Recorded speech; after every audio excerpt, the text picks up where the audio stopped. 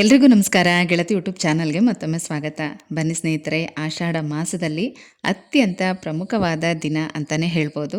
ಚಾಮುಂಡೇಶ್ವರಿ ದೇವಿಯ ಜನ್ಮ ದಿನೋತ್ಸವ. ಇದನ್ನು ಚಾಮುಂಡೇಶ್ವರಿಯ ವರ್ಧಂತಿ ಅಂತ ಕೂಡ ಕರೆಯಲಾಗುತ್ತೆ. ಹಾಗಾಗಿ ಈ ಆಷಾಢ ಮಾಸದಲ್ಲಿ ಯಾವ ದಿನ ಆಚರಣೆ ಮಾಡಬೇಕು, ಇನ್ನೂ ಕೂಡ ಯಾರಾದರೂ ಆಷಾಢ ಮಾಸದ ಆಚರಣೆ ಮಾಡಿಲ್ಲ, ದೀಪಾರಾಧನೆಗಳನ್ನ ಮಾಡಿಲ್ಲ ಅಂತ ಅಂದರೆ ಈ ಒಂದೇ ಒಂದು ದಿನನಾದರೂ ಮಾಡಿ, ನಿಮಗೆ ಸಂಪೂರ್ಣ ಫಲ ಸಿಗುತ್ತೆ. ನಾವು ಸಾಮಾನ್ಯವಾಗಿ ನವರಾತ್ರಿ ಸಮಯದಲ್ಲಿ ಚಾಮುಂಡೇಶ್ವರಿ ದೇವಿ, ದುರ್ಗಾದೇವಿಯನ್ನು ಆರಾಧನೆ ಮಾಡ್ತೀವಿ. ಅದೇ ರೀತಿ ಈ ಆಷಾಢ ಮಾಸದಲ್ಲಿ ತಾಯಿ ಚಾಮುಂಡೇಶ್ವರಿಯ ಜನ್ಮ ದಿನೋತ್ಸವವನ್ನು ಸರಳವಾಗಿ ಮನೆಯಲ್ಲಿ ಯಾವ ರೀತಿ ಆಚರಣೆ ಮಾಡಬೇಕು, ಈ ದಿನದ ಸರಳವಾದ ಆಚರಣೆಗಳು, ದೀಪಾರಾಧನೆ, ಪೂಜೆ, ನೈವೇದ್ಯ, ಇದ್ರ ಬಗ್ಗೆ ಸರಳವಾಗಿ ನಿಮಗೆ ತಿಳಿಸ್ಕೊಡ್ತಾ ಇದ್ದೀನಿ. ಈ ವಿಡಿಯೋನ ಸ್ಕಿಪ್ ಮಾಡದೆ ನೋಡಿ. ಯಾಕೆ ಅಂತಂದರೆ, ಮಾತೃಸ್ವರೂಪಿಣಿಯಾದ ಆದಿಶಕ್ತಿಯ ಅವತಾರವಾದಂಥ ಶ್ರೀ ಚಾಮುಂಡೇಶ್ವರಿಯ ಜನ್ಮ ದಿನೋತ್ಸವವನ್ನು ಸರಳವಾಗಿ ನಾವು ಮನೇಲಿ ಮಂತ್ರಗಳ ಪೂಜೆಗಳು, ದೀಪಾರಾಧನೆಗಳು, ಹಾಗೆ ತಾಯಿಗೆ ಇಷ್ಟವಾದಂಥ ನೈವೇದ್ಯವನ್ನು ಅರ್ಪಿಸೋದ್ರ ಮೂಲಕ ನಾವು ಆಚರಣೆ ಮಾಡಬೇಕು. ಇದರಿಂದ ಸಕಲ ಸೌಭಾಗ್ಯಗಳು ಕೂಡ ನಮಗೆ ಸಿಗುತ್ತೆ. ಪ್ರತಿಯೊಬ್ಬರು ಕೂಡ ಚಾಮುಂಡಿ ಬೆಟ್ಟಕ್ಕೆ ಹೋಗಿ ದೇವಿ ದರ್ಶನ ಮಾಡೋದಕ್ಕಂತೂ ಸಾಧ್ಯನೇ ಇಲ್ಲ ಬಿಡಿ. ಅದರಲ್ಲೂ ಈ ದಿನ ದೇವಿ ದರ್ಶನ ಮಾಡೋದು ಅಸಾಧ್ಯ ಅಂತಲೇ ಹೇಳ್ಬೋದು. ಹಾಗಾಗಿ ನಾವು ಇರೋ ಅಂಥ ಕಡೆನೇ ಚಾಮುಂಡೇಶ್ವರಿ ದೇವಸ್ಥಾನ ಇದ್ದರೆ ಅಲ್ಲಿ ಹೋಗಿ ದೇವಿಗೆ ದರ್ಶನ ಮಾಡ್ಕೊಂಡು ಬನ್ನಿ. ಯಾರಾದರೂ ಮಡ್ಲಕ್ಕಿ ಕೊಡಬೇಕು ಅಂತ ಇದ್ದರೆ ಈ ದಿನ ಕೊಡಿ, ತುಂಬ ಒಳ್ಳೆಯದು. ಅಥವಾ ತುಂಬ ರಶ್ ಇರುತ್ತೆ ಅನ್ನೋದಾದರೆ ಬೇರೆ ದಿನ ಕೂಡ ಕೊಡಬಹುದು. ಈಗಾಗಲೇ 3 ಶುಕ್ರವಾರಗಳು ಆಗೋಗಿದೆ, ಇನ್ನು ಒಂದೇ ಶುಕ್ರವಾರ ಇರೋದು. ಇಲ್ಲಿ ತನಕನೂ ಆಷಾಢ ಮಾಸದ ಆಚರಣೆ, ನಿಂಬೆಹಣ್ಣಿನ ದೀಪಾರಾಧನೆ ಯಾರೆಲ್ಲ ಮಾಡಿಲ್ಲ, ಇದೇ ಮಂಗಳವಾರ ಆಗಸ್ಟ್ 4ನೇ ತಾರೀಕು ಶ್ರೀ ಚಾಮುಂಡೇಶ್ವರಿ ಅಮ್ಮನವರ ಜನ್ಮ ದಿನೋತ್ಸವ. ಈ ದಿನ ನೀವು ಮನೆಯಲ್ಲಿ ಬೆಲ್ಲ ದೀಪಾರಾಧನೆ ಆದರೂ ಮಾಡಬಹುದು, ಅಥವಾ ಯಾವುದೇ ಶಕ್ತಿ ದೇವಿ ದೇವಸ್ಥಾನಗಳಲ್ಲಿ ದೀಪಾರಾಧನೆಯನ್ನು ಮಾಡೋದ್ರ ಮುಖಾಂತರ ದೇವಿಯ ಹುಟ್ಟು ಹಬ್ಬದ ಆಚರಣೆಯನ್ನು ಮಾಡಬಹುದು. ಹಾಗೆ ಮನೆಗಳಲ್ಲಿ ದುರ್ಗಾ ಸಪ್ತಶತಿ ಪಾರಾಯಣ ಮಾಡೋದು, ದುರ್ಗಾ ಕವಚ, ಹಾಗೆ ಲಲಿತಾ ಸಹಸ್ರನಾಮ, ದುರ್ಗಾ ಅಷ್ಟೋತ್ತರ, ಮಂಗಳಾ ಚಂಡಿಕಾ ಸ್ತೋತ್ರ, ಇಂತಹ ಸ್ತೋತ್ರ ಪಾರಾಯಣ ಮಾಡೋದ್ರಿಂದ ಕೂಡ ಆ ತಾಯಿಯ ಆಶೀರ್ವಾದವನ್ನು ಪಡಿಬಹುದು. ಬನ್ನಿ ಈಗ ಯಾವ ರೀತಿ ಆಚರಣೆ ಮಾಡೋದು ಅನ್ನೋದ್ರ ಬಗ್ಗೆ ಸರಳವಾಗಿ ನಿಮಗೆ ತಿಳಿಸ್ಕೊಡ್ತೀನಿ. ಮೈಸೂರಿನ ರಕ್ಷಕ ದೇವತೆ ಮತ್ತು ಮೈಸೂರು ರಾಜಮನೆತನದ ಪೂಜ್ಯ ಕುಟುಂಬ ದೇವತೆ ಚಾಮುಂಡೇಶ್ವರಿ ದೇವಿಯ ಜನ್ಮ ವಾರ್ಷಿಕೋತ್ಸವವನ್ನು ಚಾಮುಂಡೇಶ್ವರಿ ವರ್ಧಂತಿ ಅಂತ ಕೂಡ ಆಚರಣೆ ಮಾಡಲಾಗುತ್ತೆ. ಈ ಶುಭ ದಿನದಂದು ದೇವಸ್ಥಾನದಲ್ಲಿ ವಿಶೇಷವಾದಂಥ ಅಲಂಕಾರ, ಅಭಿಷೇಕ, ವೇದಪಠನ, ಅರ್ಚನೆ, ಹೋಮ, ಹವನ ಎಲ್ಲ ಕೂಡ ನಡೀತಾ ಇರುತ್ತೆ. ಹಾಗೆ ದೇವಸ್ಥಾನ ಕೂಡ ಸಾಂಪ್ರದಾಯಿಕ ಶೈಲಿಯಲ್ಲಿ ಹೂಗಳಿಂದ ಅಲಂಕಾರ ಮಾಡಲಾಗಿರುತ್ತೆ. ಇದನ್ನೆಲ್ಲ ನೋಡೋದೇ ಒಂದು ಚಂದ ಬಿಡಿ. ಆದರೆ ಎಲ್ರಿಗೂ ಅಂಥ ಅವಕಾಶಗಳು ಸಿಗೋದಿಲ್ಲ. ಈಗಂತೂ ದರ್ಶನಕ್ಕೆ ಟಿಕೆಟ್ ಎಲ್ಲ ಮಾಡಿ, ಬಸ್ಸಿನ ವ್ಯವಸ್ಥೆ ಮಾಡಿ, ತುಂಬಾ ಒಂದು ರೀತಿ ದೇವಿ ದರ್ಶನ ಮಾಡೋದೇ ಕಷ್ಟ ಅನ್ನೋ ರೀತಿ ಮಾಡಿಬಿಟ್ಟಿದ್ದಾರೆ. ಆದರೆ ಇದೆಲ್ಲ ಯಾವಾಗ ಬದಲಾಗುತ್ತೋ ಗೊತ್ತಿಲ್ಲ. ಆದರೂ ನಾವು ಇರೋ ಕಡೆನೇ ಆ ತಾಯಿನ ಸ್ಮರಣೆ ಮಾಡೋಣ. ಇದೇ 2026 ಆಗಸ್ಟ್ 4ನೇ ತಾರೀಕು ಮಂಗಳವಾರ, ಆಷಾಢ ಮಾಸದ ಕೃಷ್ಣ ಪಕ್ಷದ ಸಪ್ತಮಿ ತಿಥಿ, ರೇವತಿ ನಕ್ಷತ್ರ, ಅಂದರೆ 3ನೇ ಆಷಾಢ ಮಂಗಳವಾರ. ಈ ದಿನ ಶ್ರೀ ಚಾಮುಂಡೇಶ್ವರಿ ದೇವಿಯ ಜನ್ಮ ದಿನೋತ್ಸವ ಅಥವಾ ವರ್ಧಂತಿಯನ್ನು ಆಚರಣೆ ಮಾಡಲಾಗುತ್ತೆ. ಇನ್ನು ದೇವಸ್ಥಾನದಲ್ಲಂತೂ ಬೆಳಗಿನ ಬ್ರಾಹ್ಮಿ ಮುಹೂರ್ತ 3:30ರಿಂದನೇ ರುದ್ರಾಭಿಷೇಕ, ಪಂಚಾಮೃತ ಅಭಿಷೇಕ, ಹಾಗೆ ದೇವಿಯ ಅಲಂಕಾರ ಮತ್ತು ಚಿನ್ನದ ಪಲ್ಲಕ್ಕಿ ಉತ್ಸವ, ಈ ರೀತಿ ಎಲ್ಲ ರೀತಿಯ ಆಚರಣೆಗಳು ಕೂಡ ಇರುತ್ತೆ. ಇನ್ನು ನಾವು ಮನೆಯಲ್ಲಿ ಯಾವ ರೀತಿ ಪೂಜೆ ಮಾಡಬೇಕು ಅಂತಂದರೆ, ಆಷಾಢ ಮಾಸದ ಕೃಷ್ಣ ಪಕ್ಷದ ಷಷ್ಠಿ ಆಗಸ್ಟ್ 3ನೇ ತಾರೀಕು ರಾತ್ರಿ 10:50 ಪ್ರಾರಂಭ ಆಗುತ್ತೆ. ಆಗಸ್ಟ್ 4ನೇ ತಾರೀಕು ರಾತ್ರಿ 10 ಗಂಟೆ ತನಕ ಇರುತ್ತೆ. ಅಂದರೆ ನಮಗೆ 4ನೇ ತಾರೀಕು ಮಂಗಳವಾರ ಆ ದಿನ ಪೂರ್ತಿ ಷಷ್ಠಿ ತಿಥಿನೇ ಇರುತ್ತೆ. 10 ಗಂಟೆ ನಂತರ, ಆಗಸ್ಟ್ 4ನೇ ತಾರೀಕು ಮಂಗಳವಾರ 10 ಗಂಟೆ ನಂತರ ಸಪ್ತಮಿ ತಿಥಿ ಇರುತ್ತೆ. ಇನ್ನು ಈ ದಿನ ರೇವತಿ ನಕ್ಷತ್ರ ಆಗಸ್ಟ್ 3ನೇ ತಾರೀಕು ರಾತ್ರಿ 10 ಗಂಟೆಯಿಂದ ಆಗಸ್ಟ್ 4ನೇ ತಾರೀಕು ರಾತ್ರಿ 9:50 ತನಕ ರೇವತಿ ನಕ್ಷತ್ರ ಇರುತ್ತೆ. ಆ ನಂತರ ಅಶ್ವಿನಿ ನಕ್ಷತ್ರ ಪ್ರಾರಂಭ ಆಗುತ್ತೆ. ಹಾಗೆ ಈ ದಿನದ ಶುಭ ಮುಹೂರ್ತ, 2 ಶುಭ ಯೋಗಗಳಿಂದ ಕೂಡಿರುವಂಥ ಈ ದಿನ ನೀವು ಸಿಂಪಲ್ಲಾಗಿ ಮನೇಲಿ ಒಂದು ಬೆಲ್ಲ ದೀಪಾರಾಧನೆ ಮಾಡಿದ್ರೂ ಕೂಡ ಸಾಕು, ಆ ತಾಯಿ ಆಶೀರ್ವಾದ ಸಿಗುತ್ತೆ. ಒಂದು ಅಮೃತ ಸಿದ್ಧಿ ಯೋಗ, ಇನ್ನೊಂದು ಸರ್ವಾರ್ಥ ಸಿದ್ಧಿ ಯೋಗ. ಆಗಸ್ಟ್ 4ನೇ ತಾರೀಕು ರಾತ್ರಿ 9:50 ಆಗಸ್ಟ್ 5ನೇ ತಾರೀಕು ಬೆಳಗ್ಗೆ 6 ಗಂಟೆ ತನಕ ಇರುತ್ತೆ ಅಮೃತ ಸಿದ್ಧಿ ಯೋಗ. ಅದೇ ರೀತಿಯಲ್ಲೇ ಸರ್ವಾರ್ಥ ಸಿದ್ಧಿ ಯೋಗ ಕೂಡ ಅಷ್ಟೇ. 4ನೇ ತಾರೀಕು ರಾತ್ರಿ 9:50 ಆಗಸ್ಟ್ 5ನೇ ತಾರೀಕು ಬೆಳಗ್ಗೆ 6 ಗಂಟೆ ತನಕ ಇರುತ್ತೆ. ಅಂದರೆ ಆಲ್ಮೋಸ್ಟ್ ನಮ್ಮದೆಲ್ಲ ಆ ದಿನದ ಪೂಜೆಗಳು ಮುಗದೇ ಹೋಗ್ಬಿಟ್ಟಿರುತ್ತೆ.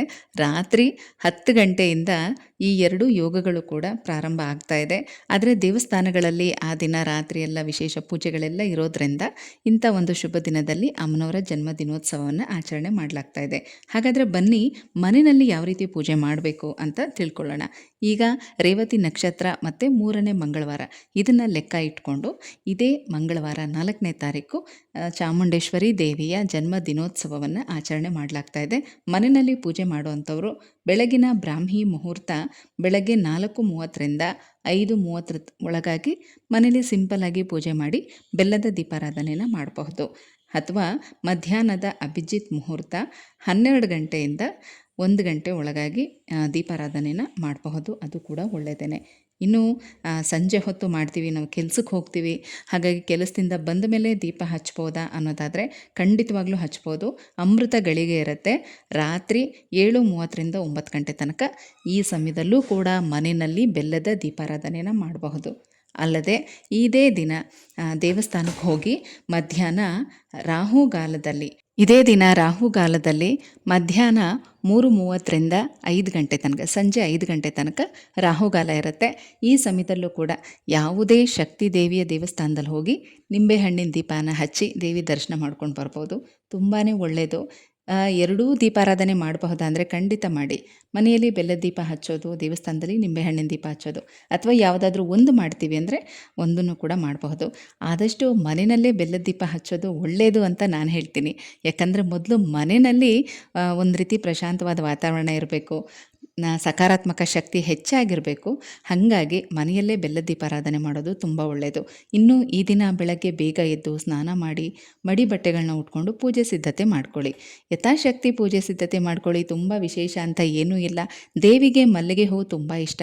ಸಾಧ್ಯವಾದರೆ ಒಂದು ಸ್ವಲ್ಪನಾದರೂ ಮಲ್ಲಿಗೆ ಹೂವನ್ನು ಕಳಸಕ್ಕೆ ಹಾಕೋದು.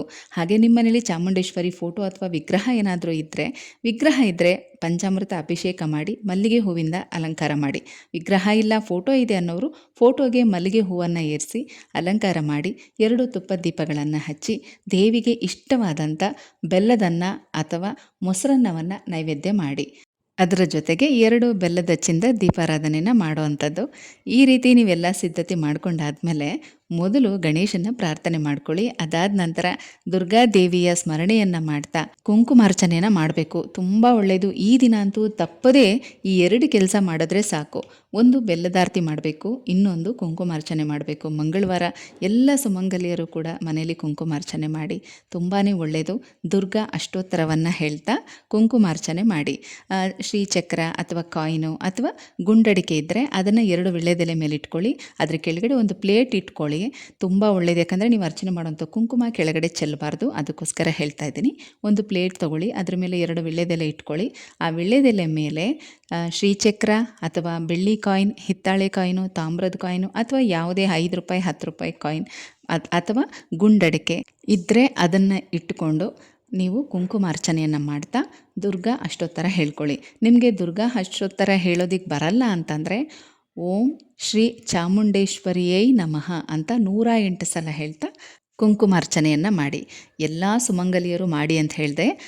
ಎಲ್ಲ ಹೆಣ್ಮಕ್ಳು ಮಾಡಬಹುದು. ಮದುವೆ ಆಗಿರುವಂಥವ್ರು, ಆಗದೇ ಇರುವಂಥವ್ರು, ಹಿರಿಯರು, ತಾಯಂದರು ಪ್ರತಿಯೊಬ್ಬರು ಕೂಡ ಮಾಡಿ ಆ ಒಂದು ಕುಂಕುಮನ ಮನೇಲಿಟ್ಕೊಂಡು ಪ್ರತಿದಿನ ಹಣೆಗೆ ಹಚ್ಕೊಳ್ಳೋದು, ಮಕ್ಕಳು ಹಣೆಗೆ ಹಚ್ಚೋದು ತುಂಬ ಒಳ್ಳೆಯ ಪಾಸಿಟಿವ್ ಎನರ್ಜಿಯನ್ನು ಕೊಡುತ್ತೆ. ಎಂಥದ್ದೇ ನೆಗೆಟಿವಿಟಿ ಇದ್ದರೂ ಕೂಡ ದೂರ ಆಗುತ್ತೆ. ಹಾಗಾಗಿ ಹೇಳ್ತಾ ಇದ್ದೀನಿ, ಚಾಮುಂಡೇಶ್ವರಿ ಅಂದರೆ ಆ ದೇವಿ ಶಕ್ತಿ ಎಂಥದ್ದು ಅಂತ ನಿಮಗೆ ಗೊತ್ತಲ್ವ. ಹಾಗಾಗಿ ಈ ದಿನ ತಪ್ಪದೆ ಈ 2 ಕೆಲಸ ಮಾಡಿದ್ರೆ ಸಾಕು, ಸಂಪೂರ್ಣ ದೇವಿ ಆಶೀರ್ವಾದ ನಿಮಗೆ ಸಿಗುತ್ತೆ. ಕುಂಕುಮಾರ್ಚನೆ ಮಾಡಾದಮೇಲೆ ದೇವಿಗೆ ನೈವೇದ್ಯವನ್ನು ಅರ್ಪಿಸಿ ಆ ನಂತರ ಬೆಲ್ಲದ ದೀಪನ ಹಚ್ಚಿ ಆರತಿ ಮಾಡಿ. ಆಮೇಲೆ ನೀವು ತುಪ್ಪದ ಬತ್ತಿ ಅಥವಾ ತುಪ್ಪದ ದೀಪ ಹಚ್ಚಿದರೆ ಅದರಿಂದ ಕೂಡ ಆರತಿ ಮಾಡಿ ಪ್ರದಕ್ಷಿಣೆ ಹಾಕಿ ದೇವಿಗೆ ನಮಸ್ಕಾರ ಮಾಡಿಕೊಳ್ಳಿ. ವರ್ಷ ಇದೇ ರೀತಿ ನಿನ್ನ ಸೇವೆ ಮಾಡುವಂಥ ಸೌಭಾಗ್ಯ ನಮಗೆ ಕೊಡು, ನಮ್ಮ ಮನೇನ ಯಾವಾಗಲೂ ಸಮೃದ್ಧಿಯಾಗಿಟ್ಟಿರುವಂಥ ತಾಯಿ ಹತ್ರ ಪ್ರಾರ್ಥನೆ ಮಾಡಿಕೊಂಡು ನಿಮ್ಮ ಪೂಜೆಯನ್ನು ಮುಗಿಸ್ಬೋದು. ಉಪವಾಸ ಇರಬೇಕು ಆ ಥರ ಎಲ್ಲ ಏನೂ ಇಲ್ಲ. ಇನ್ನು ನೀವು ದೇವಿ ದರ್ಶನಕ್ಕೆ ಹೋಗ್ತೀರಾ ದೇವಸ್ಥಾನಗಳಿಗೆ ಅಂದರೆ ಹೋಗಿ ಬನ್ನಿ. ಮಡ್ಲಕ್ಕಿ ಸಲ್ಲಿಸೋವಂಥದ್ದು, ದೇವಸ್ಥಾನದಲ್ಲೂ ಕೂಡ ದೀಪಾರಾಧನೆ ಮಾಡೋದು, ಇದೆಲ್ಲ ಕೂಡ ನಿಮಗೆ ಒಳ್ಳೆ ಫಲಗಳನ್ನು ತಂದುಕೊಡುತ್ತೆ. ತುಂಬಾ ಸರಳವಾಗಿ ಆಷಾಢ ಮಾಸದ ಮಂಗಳವಾರದ ದಿನ ಶ್ರೀ ಚಾಮುಂಡೇಶ್ವರಿ ದೇವಿಯ ಜನ್ಮ ದಿನೋತ್ಸವದ ದಿನ ಯಾವ ರೀತಿ ಪೂಜೆ ಮಾಡಬೇಕು ಅನ್ನೋದನ್ನು ತಿಳಿಸ್ಕೊಟ್ಟಿದ್ದೀನಿ. ಹಾಗೆ ಲಲಿತಾ ಸಹಸ್ರನಾಮ ಪಾರಾಯಣ ಯಾರೆಲ್ಲ ಕಲ್ತಿದ್ದೀರೋ ಈ ದಿನ ಸಂಜೆ ಅಥವಾ ರಾಹುಗಾಲದಲ್ಲಿ ತಪ್ಪದೆ ಪಠನೆ ಮಾಡಿ. ತುಂಬಾ ಒಳ್ಳೆಯದು, ತುಂಬ ಒಳ್ಳೆಯ ಎನರ್ಜಿ ಇರುತ್ತೆ. ಹಾಗಾಗಿ ಹೇಳ್ತಾ ಇದ್ದೀನಿ, ರಾಹುಗಾಲದಲ್ಲಿ ಅಥವಾ ಸಂಜೆ ಹೊತ್ತು ನೀವು ಸ್ಟಾರ್ಟ್ ಮಾಡಿದ್ರೆ ಸಂಜೆ ಆಗೇ ಬಿಡುತ್ತೆ. ಯಾಕಂದರೆ 3:30ರಿಂದ 5 ಗಂಟೆ ತನಕ ರಾಹುಗಾಲ ಇರುತ್ತೆ. ಹಾಗಾಗಿ ಈ ಸಮಯದಲ್ಲಿ ಹೇಳ್ಬೋದು. ಇನ್ನು ಯಾರೆಲ್ಲ ರಾಹುಗಾಲದಲ್ಲಿ ಕಾಮಾಕ್ಷಿ ದೀಪಾರಾಧನೆ ಮಾಡ್ತಾ ಇದ್ದೀರಾ ಅಥವಾ ಸ್ಟಾರ್ಟ್ ಮಾಡಬೇಕು ಅಂದ್ಕೊಂಡಿದ್ದೀರಾ ಅಂಥವರು ಕೂಡ ಈ ದಿನದಿಂದ ಸ್ಟಾರ್ಟ್ ಮಾಡಿ ಮಂಗಳ ಚಂಡಿಕಾ ಪಾರಾಯಣ ಮಾಡಿ. ತುಂಬಾ ಒಳ್ಳೆಯದು. ನನಗೆ ಗೊತ್ತಿರುವಂಥ ಅಷ್ಟು ವಿಚಾರ ತಿಳಿಸಿದ್ದೀನಿ. ಪ್ರತಿಯೊಬ್ಬರು ಕೂಡ ಸಾಧ್ಯವಾದಷ್ಟು ಮಟ್ಟಿಗೆ ಶ್ರದ್ಧೆ ಭಕ್ತಿಯಿಂದ ಆ ದೇವಿಯ ಆರಾಧನೆ ಮಾಡಿ. ಎಲ್ರಿಗೂ ಒಳ್ಳೆಯದಾಗಲಿ. ಹೋಗಿ ಬರಲಾ?